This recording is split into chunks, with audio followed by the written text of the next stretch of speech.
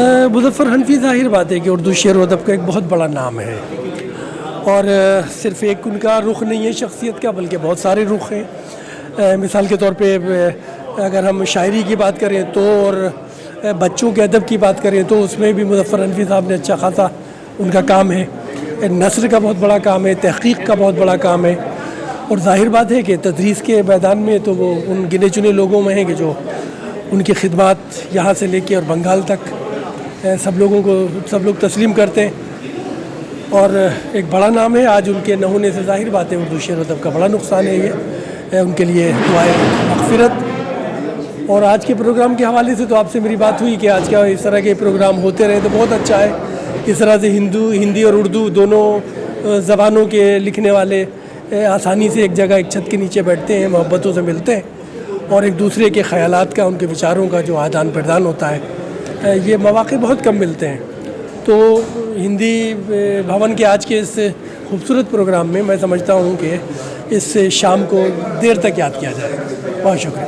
क्या मानते हैं कि प्रोफेसर मुज़फ़्फ़र हनफ़ी साहब को किस तरीके से याद करना चाहिए या क्या जो है? मुज़फ़्फ़र हनफ़ी साहब का जैसे मैंने अर्ज़ किया कि उनके कारनामों का एक बड़ा कहिए कि बड़ा वाइड एक रेंज है।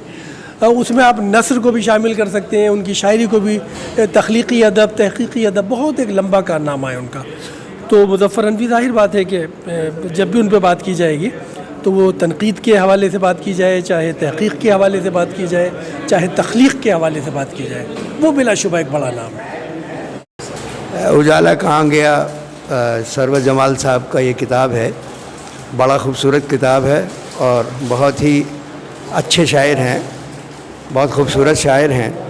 तो मैं दिल से उन्हें दुआएं पेश करता हूँ, दिल से मुबारकबाद पेश करता हूँ और इस किताब की खातिर खा पजीराई की दुआएं करता हूँ। बहुत बहुत मुबारक उन्हें। आज प्रोफेसर मुज़फ़्फ़र हनफ़ी साहब की भी जो है आज बरसी है, आज उनको रुखसत हुए 1 साल हो गया है। जी जी जी जी, भी एक अजीम शख्सियत रहे। जी बिल्कुल बिल्कुल। क्या है कि उर्दू अदब के अंदर ये एक बहुत बड़ा ख़सारा है, बहुत बड़ा नुकसान है मुज़फ़्फ़र हनफ़ी साहब का जाना।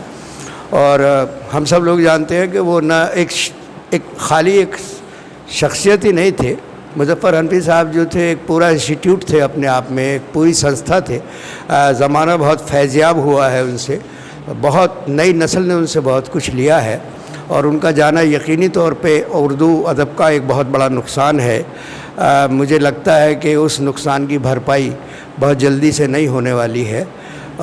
मैं बस यही कह सकता हूँ कि ऐसे लोग बहुत कम आते हैं और बहुत ही अपनी जगह ऐसी बना के जाते हैं लोगों के दिलों में जो कभी आसानी से भरी नहीं जा सकती। किस तरह से उनको जो है याद रखा जाए, खिराज अक़ीदत पेश की जाए? भाई बात यह है कि जो लोगों किसी भी आदमी को खिराज करने का जो बेस्ट तरीका है वो ये है कि जो उसने कहा है उसको देखा जाए, बार बार उसे दोहराया जाए, उसे बार बार उस पे चला जाए। जो रास्ता वो लोग दिखा के गए उस रास्ते पे मज़बूत कदमों से चला जाए। तो इससे बढ़िया इखराज क्या हो सकती है कि हम उन लोगों को याद करते हैं, उनके काम को याद रखते हैं और उनके काम से कुछ सीखते रहते हैं लगातार।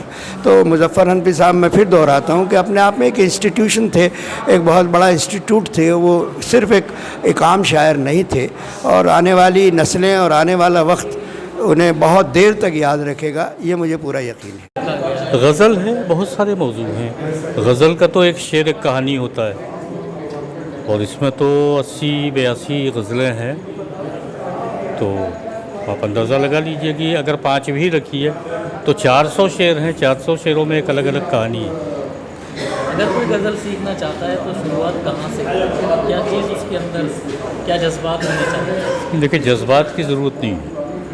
सबसे पहली चीज़ है मुताला होना चाहिए आदमी का। और दूसरी ये चीज़ है कि एक चीज़ कहते हैं ना विज़न, तो विज़न उसके पास होना चाहिए। इसलिए कि जो सब्जेक्ट्स हैं ना वो हमारी आपके आँखों के सामने पड़े होते हैं, सड़क पे, फुटपाथ पे, आपके अपने घर में, आपके रिश्तेदारों में, आपके दोस्तों में। तो सब्जेक्ट आप अगर विज़न आपके पास है तो आपको वो सारा कुछ दिखाई देगा। विज़न नहीं है तो फिर आप सब्जेक्ट ढूंढेंगे तो वो शायरी नहीं होगी। फिर वो आप अपनी काबिलियत का मुजाहरा करेंगे, वो दिमाग से आप काम लेंगे, दिल से नहीं लेंगे। तो मेन चीज़ तो ये है कि स्टडी होनी चाहिए और स्टडी के साथ आपके पास विज़न होना चाहिए।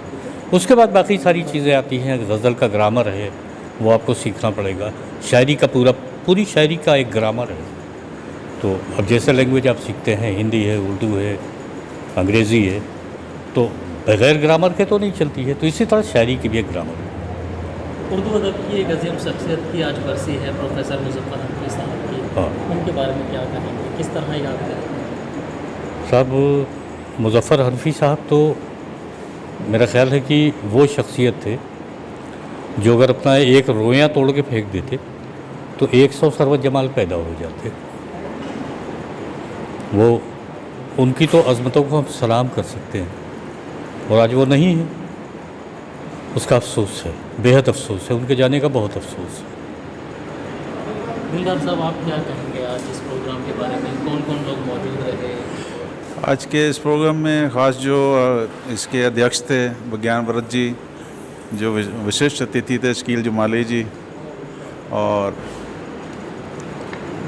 चीफ गेस्ट थे मंगल नसीम जी, तो और जैसे ओम सप्रा जी जो कि मेट्रोपॉलिटन मजिस्ट्रेट हैं, और मेरे कई ख़ास दोस्त प्रोफेसर कुलविंदर सिंह, अरविंद असर, अनिल मीत, अनिल वर्मा, सिकंदर डेरवी, सैयद फैजुद्दीन, और तमाम ऐसे दोस्त हैं